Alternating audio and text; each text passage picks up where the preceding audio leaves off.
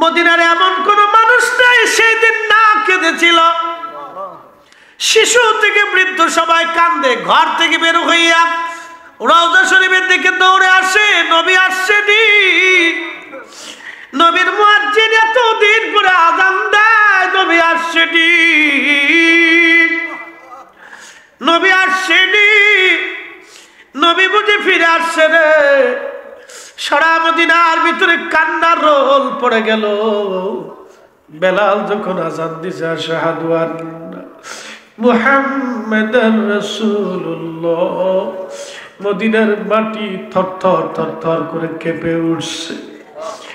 পৃথিবীর কারো আযানে মাটি কাঁপে না, আর কারো আযানে পৃথিবী কাঁপবে না। ওই একদিনে দুনিয়া কেঁপেছিল। চিৎকার মেরে ধরে বলেন না ইয়া রাসূলুল্লাহ। আপনি ঘটনাটাকে ছোট করে দেখার সুযোগ নাই রে বাবা, আপনি এই প্রেম ছোট করে দেখার সুযোগ নাই। পৃথিবীর মাটি থরথর থরথর করে কাঁপতে লাগছে, পৃথিবীর মাটি থরথর করে কাঁপতে লাগতেছে। আমার এই ওয়াজের অনেকে ভুল ধরবার চেষ্টা করতে পারেন, আপনি ভুল ধরতে পারবেন, কিন্তু আপনার এই ওয়াজে মানুষ চোখের পানি ফেলবে না। আমি যত মানুষের সামনে ওয়াজ করেছি, লক্ষ লক্ষ কোটি কোটি মানুষ নবীর প্রেমে চোখের পানি ফেলেছে। আমি ফরিদি বিশ্বাস করি বান্দার চোখের পানি বৃথা যাবে না, নবীর প্রেমের চোখের পানি বৃথা যায় না। বলতে চাই, নবী যে অনুমতি দিলেন, আজরাইল বলেন ইয়া রাসূলুল্লাহ, নবী গো অনুমতি যদি দেন আপনার জান কবজ করে নিয়ে যাব আল্লাহর কাছে। আপনাকে নিয়ে চলে যাওয়ার জন্য আসছি। আপনাকে সসম্মানে মহা ইজ্জতে আমার মালিক নিয়ে যেতে বলেছেন। আর যদি অনুমতি না দেন, আমি আজরাইল ফিরে চলে যাব। যতদিন মন চায় আপনি ততদিন থাকবেন। আল্লাহর সাথে নবীর প্রেম কি? আজরাইল আমার রাসূলের কাছ থেকে অনুমতি চাবি, যদি অনুমতি দেয় জান আনবি, নবীকে নিয়ে আসবি। অনুমতি না দিলে রেখে আসবি। এটার নাম ভালোবাসা, মহা সুপ্রিম পাওয়ার। ওনারই নাম হাবিবুল্লাহ, হাবিবুল্লাহ। ওই নবীর শান নিয়ে যারা সিনিবিনি খেলবে, ওরাই জগতের চরম বেয়াদব। কথা বলেন ঠিক কি না? ফাসাদি কি? ফাসাদি। যারা বলেন কি? ফাসাদি। ফাসাদি। জগতের মানুষ খুবই মনোযোগ দিয়ে শুনিয়া যান। কি কঠিন ফয়সালা আল্লাহর সৃষ্টির জন্য আর কারো হবে না। কোরআন বলতেছে ওয়ালা ইউআখিরাল্লাহু নাফসান ইযা জাআ আজালুহা।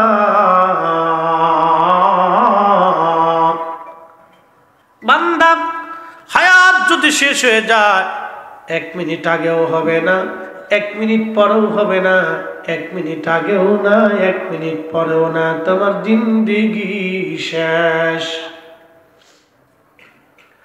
জিন্দেগি শেষ, জিন্দেগি শেষ। জিবরাইল আলাইহিস সালাম নবীজির দিকে তাকাই রইলেন। আল্লাহর নবীকে আজরাইল বলল, হুজুর আল্লাহর পক্ষ থেকে আমার উপরে এই ধরনের ফয়সালা, আপনি অনুমতি দিলে নিয়ে যাব, অনুমতি না দিলে রেখে চলে যাব। নবী ডাক দিলেন, আজরাইল হুকুম কি? এরকম বলে, হ্যাঁ ইয়া রাসূলুল্লাহ, এরকম হুকুম। আজরাইল আলাইহিস সালাম কথা বলার পরে নবীজি জিবরাইলের দিকে তাকাইলেন। জিবরাইল ডেকে বলেন, ইয়া রাসূলুল্লাহ, হুকুম তো এরকম বটে, কিন্তু আমার মালিক আমার আল্লাহ আপনার দিদারে আগ্রহী হয়ে আছে। আপনি কখন যাবেন? আল্লাহ আগ্রহী হয়ে আছে। আল্লাহু আকবার। জোরে হবে না আস্তে হবে? আরো জোরে বলেন না ইয়া রাসূলুল্লাহ। তিনি আমাদের নবী হাবিবুল্লাহ। জিবরাইল ডাক দেখ, আল্লাহ আপনার আগ্রহী হয়ে বসে, আল্লাহ আগ্রহী হয়ে আছে, আপনি চলে যান। আল্লাহ চায়, আল্লাহ আপনার দিদারে আগ্রহী হয়ে আছে। তিনি আমাদের নবী, তিনি আমাদের নবী। এই নবীর শান বলে বলে শেষ করা সম্ভব না। এই জন্য কাজী নজরুল সুন্দর করে লিখেছেন, ত্রিভুবনের প্রিয় মুহাম্মদ, বলেন ত্রিভুবনের প্রিয় মুহাম্মদ এলো রে দুনিয়ায় রে সাগর আকাশ বাতাস দেখবি যদি আয় রে সাগর আকাশ বাতাস দেখবি যদি ধুলির ধরা বেহেশত আস, বলেন ধুলির ধরা বেহেশত আস জয় করিল দিল রে লাজ, আজকে খুশির ঢল নেমেছে ধূসর সাহারায় যে সাগর আকাশ বাতাস দেখবি যদি আয় রে সাগর আকাশ বাতাস দেখবি যদি। তিনি আমাদের নবী রাসূল কারীম ইন্তেকাল হয়ে গেল। আজরাইল আলাইহিস সালাতু ওয়াস সালাম জান কবজ করলেন। তবে অত্যন্ত আদব এবং সম্মানের সাথে নিয়ে যাওয়া হলো, মহা ইজ্জতের সঙ্গে আল্লাহর দরবারে নিয়ে যাওয়া হলো। আবার নবীর জিসম মুবারক 3 দিন জমিনের উপরে ছিল। আল্লাহু আকবার, একটু দুর্গন্ধও নাই, একটু পচা গন্ধও নাই। আমার নবীজির জিসম মুবারক থেকে আল্লাহর জান্নাতের ঘিরান আসতো। একবার জোরে বলা যাবে আল্লাহু আকবার। 3 দিন পর্যন্ত নবীজির জানাজা হলো, ইমামতি কেউ নাই, যার যার মতে সে সালাতুত তাসলিম পাঠ করে চলে গেল। মদিনায় 3 দিন খাওয়া দাওয়া বন্ধ হয়ে গেল। সাহাবীরা কাঁদে, এখানে বসে কাঁদে, ওখানে বসে কাঁদে। হযরতে বেলাল আযান বন্ধ করে দিয়ে ইন্তেকালের পরে আর তিনি আযান দেন নাই। আহা, হযরত বেলাল রাদিয়াল্লাহু আনহু নিয়ত করলেন, আমি আর আযান দেব না। পাগল পাড়া গো, আশিক রাসূল তিনি পাগল পাড়া হয়ে গেলেন। বাবা, এক একজন সাহাবী এক একভাবে নবীরে ভালোবাসছে। কেউ জীবন দিয়ে ভালোবাসছে, কেউ অর্থ দিয়ে ভালোবাসছে, কেউ সামনে থেকে ভালোবাসছে, ক্ষুধা সহ্য করে ভালোবাসছে, কাফেরদের মার খেয়ে ভালোবাসছে। কারো ভালোবাসা ছোট করে দেখার কোনো সুযোগ নাই। সাহাবী কান্নুজুম, সাহাবীরা আকাশের নক্ষত্র তুল্য। কারো ভালোবাসা বেশি, কারো ভালোবাসা কম। হযরত বেলাল নবীকে ভালোবাসতো, অন্যান্য সাহাবীরাও রাসূলকে ভালোবাসতো, কিন্তু ভালোবাসার ভিতরে একটু তারতম্য তফাৎ ছিল। ভালোবাসার সিস্টেম কায়দা ছিল ভিন্ন। এই উটের নাম কাসুয়া উট। এই কাসুয়া উটের পিঠে চড়ে নবী সফর করতেন। এই উট একাধারে 3 দিন খাবার দাবার বন্ধ করে দিল, খাওয়া দাওয়া বন্ধ হয়ে গেল। একটা প্রাণী রাসূলকে ভালোবাসছে, খাওয়া দাওয়া বন্ধ হয়ে গেল। এই উঠে শুধু কান্না করতে লাগলো। একাধারে 3 দিন এই উটটা কাঁদতে লাগলো। উট শুধু কাঁদে আর কাঁদে আর কাঁদে আর কাঁদে। 3 দিন পরে একটা কুয়ার মধ্যে ঝাঁপিয়ে পড়ে উট আত্মাহুতি দিয়া নবীজি বলে গেছেন, সাহাবীরা রে, আমি আমার কাসুয়াকে নিয়ে কিয়ামতের ময়দানে ওকে নিয়ে আমি জান্নাতে চলে যাব। আর একটা প্রাণী ভালোবাসা দিয়া নবীর মন জয় করিয়া জান্নাত কিনে নিছে। কথা কন না কেন, ঠিক কিনা? একটা উটের হালত যদি এরকম হয়, তাহলে বুঝেন তো সাহাবীদের হালত কেমন হয়েছিল। একটা উটের হালত যদি এরকম হয়, তাহলে বুঝেন তো সাহাবীদের হালত কেমন হয়েছিল। সারা মদিনায় সাহাবীরা পাগল পারা হয়ে গেছে, নবী নাই, এই কথা সাহাবীরা মানতেই পারতেছে না। কারে দেখে নবী কে আর ইমামতি করবে রে? মসজিদ আসলে আর কারে পাবে? দুঃখের কথা আর কার কাছে বলবে? সুখের কথা কার কাছে বলবে? মুসিবতের কথা কার কাছে বলবে? আহা নবী নাই, এই কথা সাহাবীরা মানতেই পারতেছে না। কষ্ট হচ্ছিল সাহাবীদের, বিরাট কষ্ট। এক একজন সাহাবী এক এক রকম। হযরত ওমর তলোয়ার টেনে বের করে বলতেছে, যদি বলো কেউ রাসূল মরে গেছে, গর্দান ফেলে দিব। আহা, চিন্তা করতে পারছেন কি হালত হয়ে গেল তাদের। একমাত্র হযরত আবু বকর স্থির ছিলেন। তার মানে আবু বকর নবীরে ভালোবাসতো না তা কিন্তু না, কারণ একজন তো স্থির থাকতে হবে। উনি সবার বয়স্ক মুরব্বী, উনি যদি ধৈর্য হারা হয়ে যায় তাহলে সবাই তো ধৈর্য হারা হয়ে যাবে। হযরত ওমরের মতো লোক ধৈর্য হারা হয়ে গেলেন, তলোয়ার বের করে ফেলছে। যদি বলো নবী নাই তাহলে দেহ কেটে ফেলবো।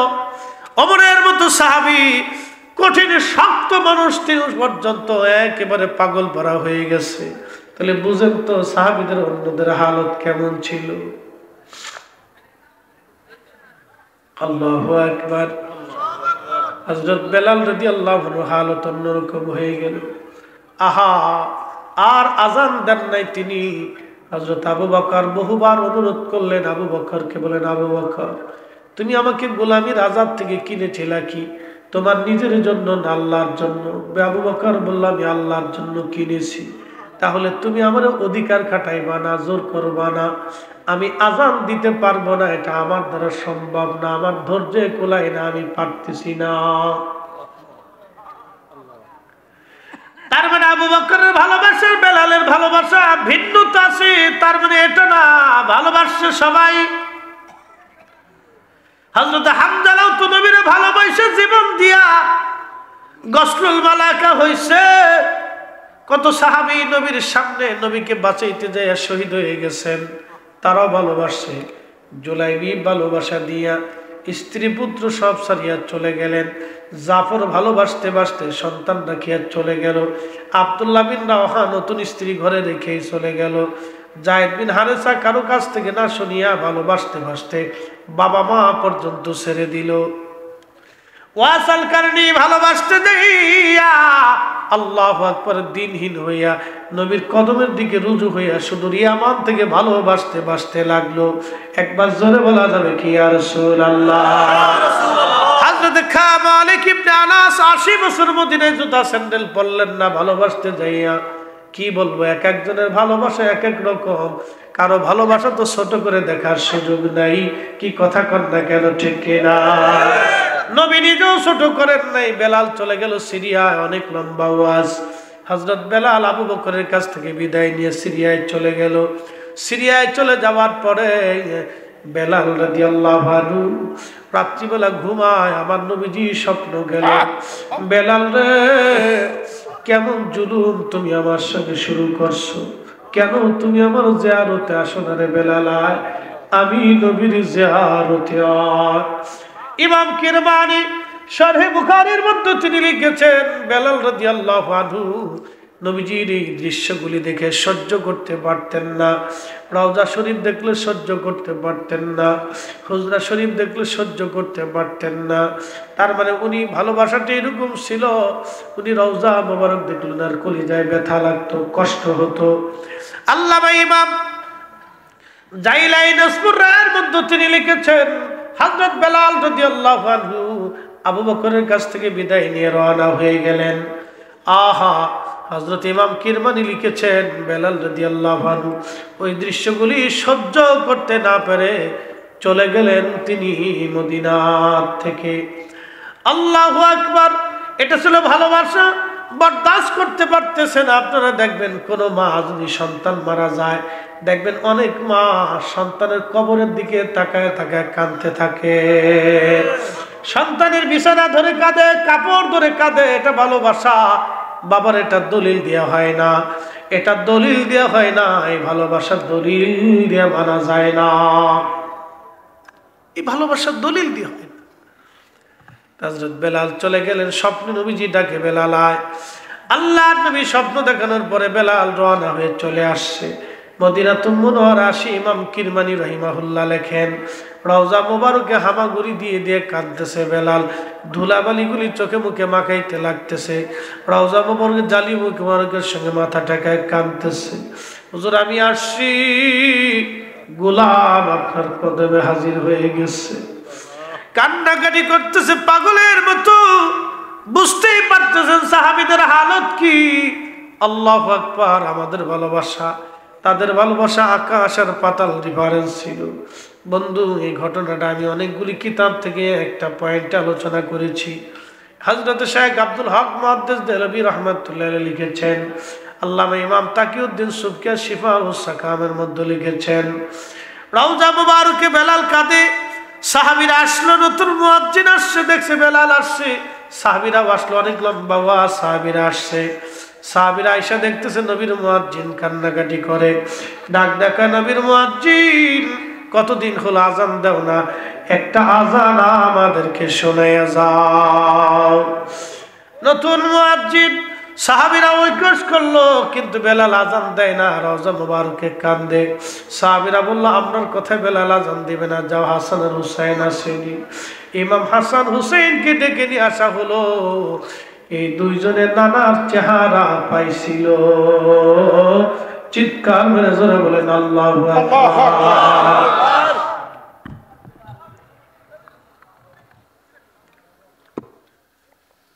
এই দুই ভাই নানার চেহারা পাইছিলেন। দুইজনে দেখিয়া বেলাল রওজা শরীফ থেকে উঠিয়া ইমাম হাসানের বুকের মধ্যে, আবার ইমাম হুসাইনের বুকের মধ্যে মাথা থেকে কান্দে। দুইজনের বুকের মধ্যে মাথা থেকে কানতে লাগতেছে। ইমাম তাকিউদ্দিন সুবকি রাহিমাহুল্লাহ শিফা ও সাকামের মধ্যে লেখেন, এমন সময় হযরত ইমাম হাসান ডাক দেয়া বলল, নানার মুয়াজ্জিন, কতদিন হলো তুমি আমরা আজান শোনাও না, আজকে যাও গো, নানারা যে আজান শোনাইতে আমরাও শোনাও। আওলাদে রাসূলের হুকুম, দৌড়াইয়া চলে গেল মিনারায়, যে ছাদের উপরে দ্বারা আজান দিত। যখন আল্লাহু আকবার বলে টান দিছে, মদিনার রন্দে রন্দে আজানের আওয়াজ পৌঁছাই গেল। আশহাদু আল্লা ইলাহা ইল্লাল্লাহ বলার পরে ঘর থেকে মহিলা পুরুষ ছোট বাচ্চা কাচ্চা সব বের হইয়া কান্দে, নবী আসছেনি, নবী ফিরে আসছেনি, নবী আসছেনি। এই হালত আমি বুঝাইতে পারবো না বাবা। আমি তো আপনাদের সামনে বলতেছি, বাস্তবতা আরো কঠিন, বাস্তব ছিল আরো কঠিন, আপনাদেরকে বুঝাই। মদিনার এমন কোন মানুষ নাই সেই দিন না কেঁদেছিল। শিশু থেকে বৃদ্ধ সবাই কান্দে। ঘর থেকে বের হইয়া রওজা শরীফের দিকে দৌড়ে আসে, নবী আসছেনি। নবীর মুয়াজ্জিন এতদিন পরে আজান দেয়, নবী আসছেনি, নবী আসছেনি, নবী বুঝে ফিরে আসছে রে। সারা মদিনার ভিতরে কান্নার রোল পড়ে গেল। বেলাল যখন আজান দিছে, আশহাদু আন্না মুহাম্মাদার রাসূলুল্লাহ, মদিনার মাটি থরথর থরথর করে কেঁপে উঠছে। পৃথিবীর কারো আজানে মাটি কাঁপে না, আর কারো আজানে পৃথিবী কাঁপবে না। ওই একদিনে দুনিয়া কেঁপেছিল। চিৎকার মেরে জোরে বলেন না ইয়া রাসূলুল্লাহ। আপনি ঘটনাটাকে ছোট করে দেখার সুযোগ নাই রে বাবা, আপনি এই প্রেম ছোট করে দেখার সুযোগ নাই। পৃথিবীর মাটি থরথর থরথর করে কাঁপতে লাগছে, পৃথিবীর মাটি থরথর করে কাঁপতে লাগতেছে। আমার এই ওয়াজের অনেকে ভুল ধরবার চেষ্টা করতে পারেন, আপনি ভুল ধরতে পারবেন, কিন্তু আপনার এই ওয়াজে মানুষ চোখের পানি ফেলবে না। আমি যত মানুষের সামনে ওয়াজ করেছি, লক্ষ লক্ষ কোটি কোটি মানুষ নবীর প্রেমে চোখের পানি ফেলেছে। আমি ফরিদি বিশ্বাস করি, বান্দার চোখের পানি বৃথা যাবে না, নবীর প্রেমের চোখের পানি বৃথা যায় না।